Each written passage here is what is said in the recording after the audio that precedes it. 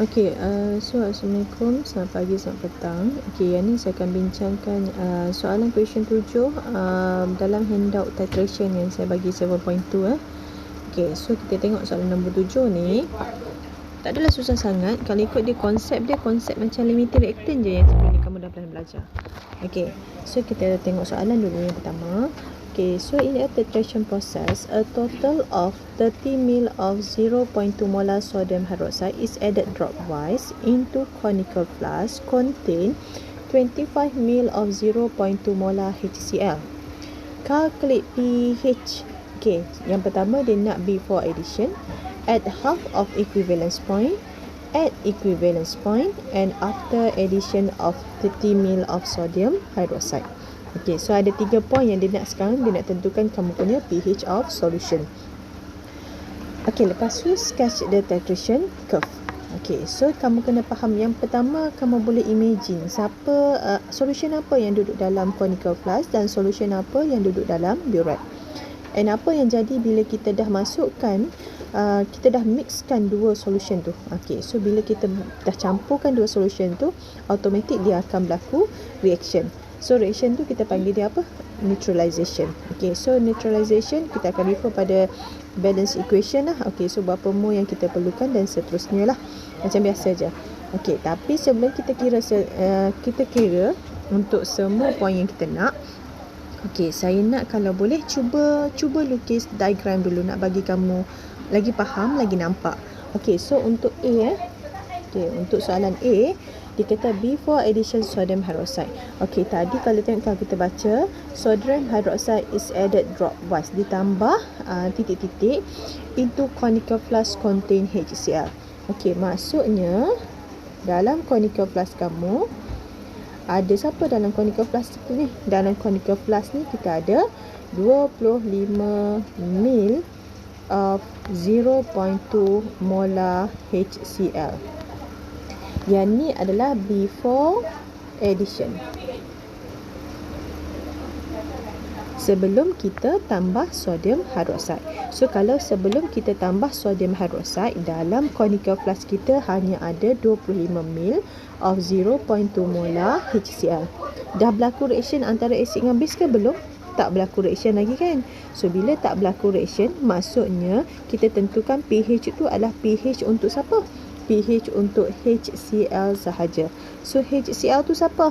HCl tu adalah strong acid. So bila strong acid, dia akan dissociate completely. Okay, dia akan buat dissociation completely lah. Okay, so maksudnya sekarang untuk kat sini kita akan cari dia apa? Kamu perlu cari dia punya concentration H+. Okay, lepas dapat concentration H+, okay, masukkan dalam formula pH equal negative log concentration H+. So kamu dapatlah tentukan dia punya pH of solution HCl. Okay, so ingat before addition dalam conical flask kamu hanya ada strong acid. So macam mana kita nak calculate pH untuk strong acid? Okay, so pH untuk strong acid, so kena ingat strong acid completely dissociate. So concentration of acid sama dengan concentration of H+. Okay, settle. Untuk B pula. Okay, sebelum saya bincang B, kita bincang C dululah. Okay, C, add equivalence, yang kamu dah tahulah. Okay, so add equivalence point. So kalau boleh, bila buat tu kita buat before addition.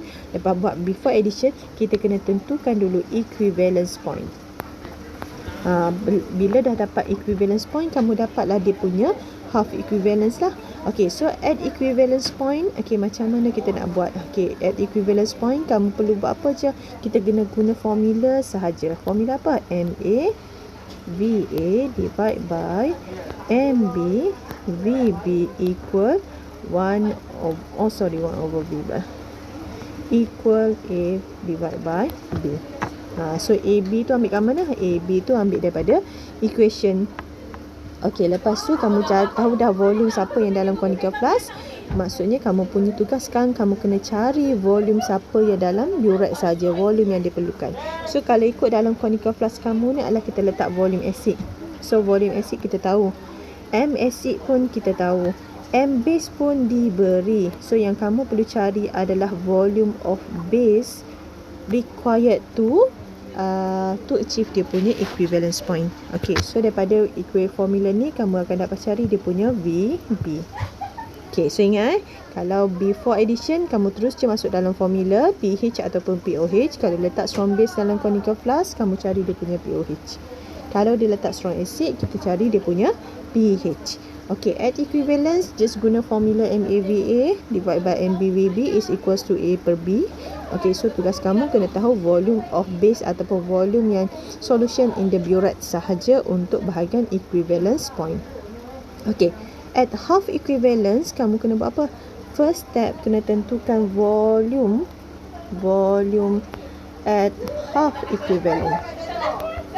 Separuh equivalent. So tadi kalau ikut equivalence, kita at equivalence kita akan dapat VB. So volume at half equivalence is equals to VB divided by 2. VB ni adalah volume at equivalence. Okay, volume at equivalence yang kita dapat tu kita bahagi dengan 2. Barulah kita boleh panggil dia sebagai half equivalence. Okay. Lepas tentukan half equivalence, kamu buatlah table acid plus base. Dapat siapa? Dapat salt dengan water. Okay, nanti kita cuba buat lepas ni spesifik kepada sodium hydroxide dengan HCl. Ni saya bagi general sahaja. Okay, so kat sini kita akan guna initial change final. Sama juga dengan buffer sebab dia reaction antara acid dengan base. Okey, lepas tu mole. Okey. So lepas tu letaklah volume acid volume mole acid yang kita dah ada dengan mole base yang kita dah ada. So mole base tu macam mana nak dapatkan? Darablah dengan molarity, darab dengan volume, half volume tu. Okey, so nanti kamu akan dapatlah dia punya mole. Okey, lepas tu minus kat sini, minus apa ni? Minus limiting reactant. Tolak limiting reactant. Okey, siapa yang akan jadi limiting reactant? Okey, siapa yang jadi limiting reactant adalah siapa yang duduk dalam burette.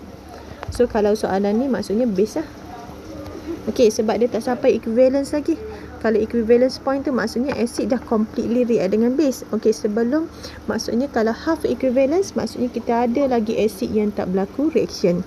Okey, maksudnya at half equivalence benda yang dalam burette tu yang akan jadi limiting reactant. Kita baru tambah sedikit sahaja. Okey, lepas tu continue. Lepas continue semua tu kamu next. Okey, kita carilah dia punya concentration H+.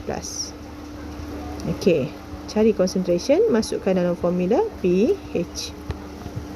Okey, ni saya bagi kamu gambaran dulu macam mana nak kira.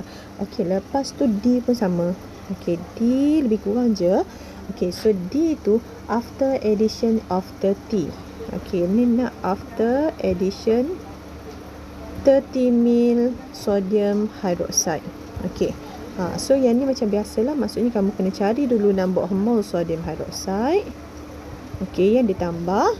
Okey, lepas tu buat table juga. Okey, table, buat equation. Lepas tu kat sini ICF. So siapa yang akan jadi limiting reactant?